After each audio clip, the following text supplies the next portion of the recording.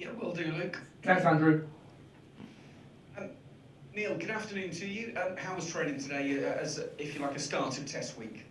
Yeah, no, it's good. Everyone's excited. Obviously, this is what we're here for, the test series, and just around the corner. So yeah, no, boys, everyone's good.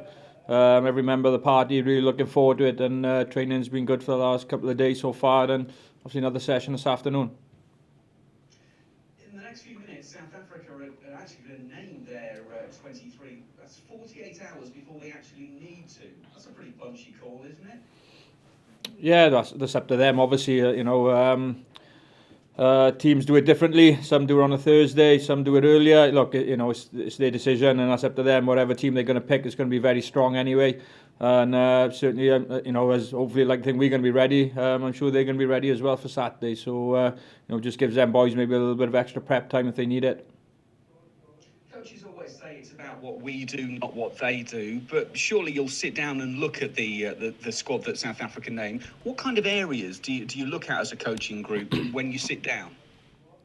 Well, obviously strengths and weaknesses. If there are any weaknesses in a side of this of their quality. So look, we know it's going to be a tough game on Saturday. We look at individuals, look at some, from Robin's point of view, scrums, lineouts, and the rest of us from a kicking perspective and attack and D. So we look at all aspects and look at every area that we can try and get a fraction of an upper hand, at some point in the game. So, and they'll obviously do the same. So look, test matches of this magnitude will be a very thin line. There won't be a great deal in the games, and it could go either way on Saturday. Anything that you see that you could pick out. So look, as I said, they're going to be very good. We know that, and we'll just try and get for any fraction that we can get to get us over the line. We fully expect Andre Pollard to be at 10 for South Africa. Now, he's not had much rugby this season. Is he one of those guys that can just pick it up from wherever it is he left off, and he remains a big threat? I would say so. Look, he's a class act. He's a world-class player. Obviously, he's had one or two injuries, but again, he's come back and played some game time out in France, and obviously he's come back and played against Georgia. I think he'd have liked to have been involved probably last Wednesday, but look, it is what it is, and as I said, he's a class act, and I'm sure if he is playing, he'll pick up from where he left off, and he'll cause us some problems, no doubt. And he's a key player for them, and someone we've got to watch very carefully. Of course, 2017 in New Zealand proved that you can come back if you do lose the first test, but it's incredibly difficult against this kind of opposition, isn't it? You need to get off to that winning start. Yeah, in an ideal world, yeah. Obviously, it's a three-test series, so it's not won or lost in the first game. But if you can win that first test, obviously it gives you a lot of impetus and momentum, and obviously you need that in a series of this size. So look, we didn't 4 years ago. We managed to in Australia. So look, it's not the end of the world, but it is important if we can get a good start. Yeah, ideally so, and obviously we're going to do our utmost to try and win this test match on Saturday. There's no doubt in that. Given the quality of goal kickers in both squads, is discipline more important than ever? Because you sense that every mistake's going to be punished, isn't it? Yeah, I think we've already seen on the tour, there's not too many missed kicks and stuff, and the quality in both camps is world class. So no matter who's actually doing the job. So yeah, this discipline is huge, and you want to play in the right areas, but you want to back your systems as well, and you want to be disciplined, and you don't want to be giving too many penalties away. The scoreboard can get away with from away with 3, 6, 9, 12 even, just through kicks alone. So there's not going to be an awful lot of space out there, so discipline is going to be key, and obviously trying to play in the right areas is key as well. What's the biggest area for you going into Saturday, Neil, that you think we must do that better than the Springboks if we're to be successful in this series? I think it's across the board, from set piece to the aerial game, your kicking game, playing in the right areas, your D, your attack, taking opportunities when they come, because there ain't going to be many from both sides. So look, you need to be on the money, full stop. I don't think there's one area specifically, but we look at all areas, as do they, and we'd certainly expect a big kicking game. There's no doubt in that from stuff I look after. So it has been, certainly we played with Wales in the World Cup semi-final. There was 70 odd kicks in that game, so it could be close on Saturday to that amount. I'm not saying it will be, but it certainly could be a big aerial battle from both sides, and you've got to try and come out on top in that area. Anthony Watson's told us that he expects that they will be told the team this afternoon. Can I ask you, therefore, how long was the selection meeting, and how many names got thrown around? Yeah, it was tough. I'm not going to lie. There's some quality in this squad, and the guys who are going to be playing, I think we're very thankful. The guys who are missing out are going to be very unlucky. Whichever way you look at it. So it's very tough. It's not easy. Probably, as Gat said, one of the toughest selections that we've had since we've been involved. But that's a positive as far as I'm concerned. Everyone's putting their hand up. Everyone's playing well, and it's very difficult sometimes to choose someone over another. But it's just, as Gat said, it's an opinion of a couple of coaches. So, but look, whatever team takes the pitch is going to be a very, very good side. And as I said, I know they're more than looking forward to this Test match on Saturday. Everyone. Thanks, Neil. Thank you. Neil, can I just check, so the players are being told this afternoon, and how will they be told? At some point, Gats it is. Gats will make that call whenever he's ready. At the end of the day, we've trained, we've been together for 5 weeks, 5 and a bit weeks. So a lot of the stuff is already in place. So he'll be on Gats when he decides to make his decision, and he let them know in some sort of meeting. Sure. Now, does he just read it out to them? Yep. And everyone gathers around. Is that how it goes? Yeah, pretty much. Yeah. When would you hope the starting 15? What would be their first training session? When would that happen? Tomorrow morning? Depending on Gats again. Whenever Gats feels he needs to let the guys know. Could be this afternoon. Could be Thursday. But look, a lot of the stuff is already in place for us. It's just maybe a few tweaks, a little bit of fine tuning, and just get yourself mentally and physically ready for a very, very tough Test match on Saturday.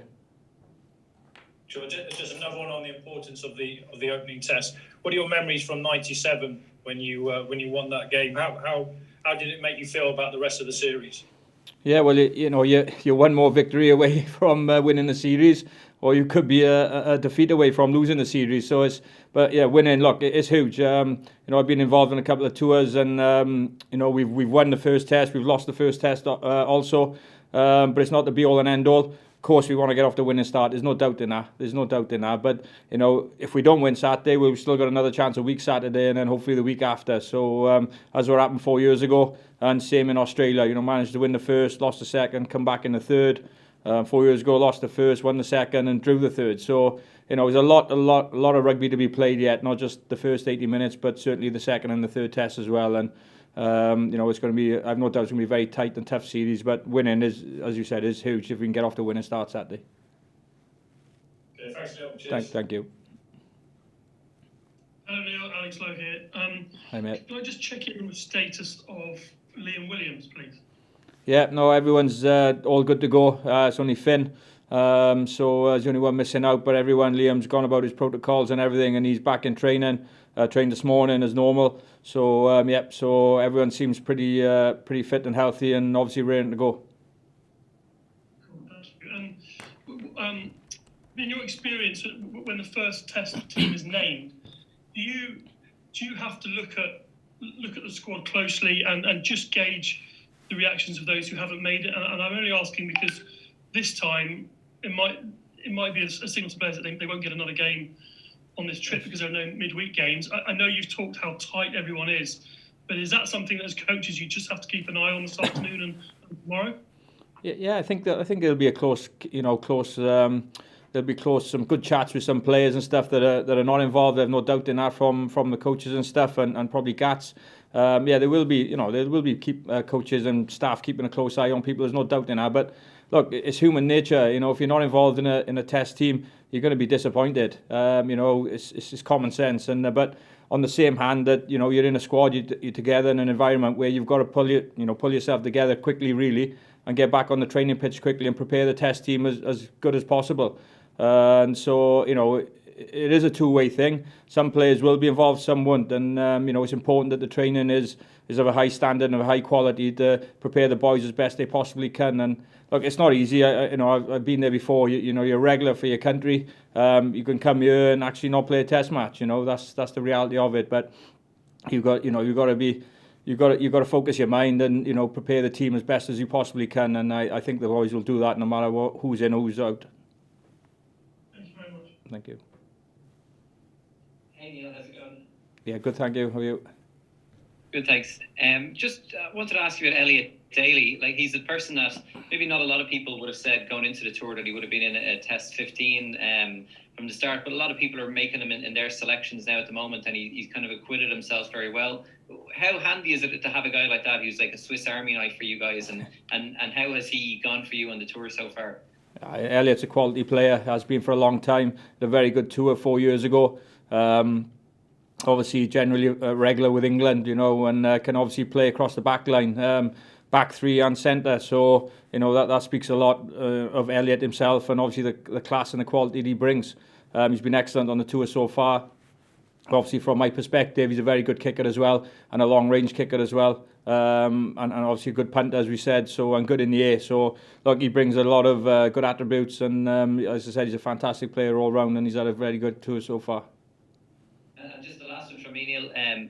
You know, these games are going to, like, even we saw in that A game, they're going to be tight enough games. It might not be as high scoring as some of the warm-up games were, but you know, a drop goal could win it for you. Have you guys been doing much of that practice in training?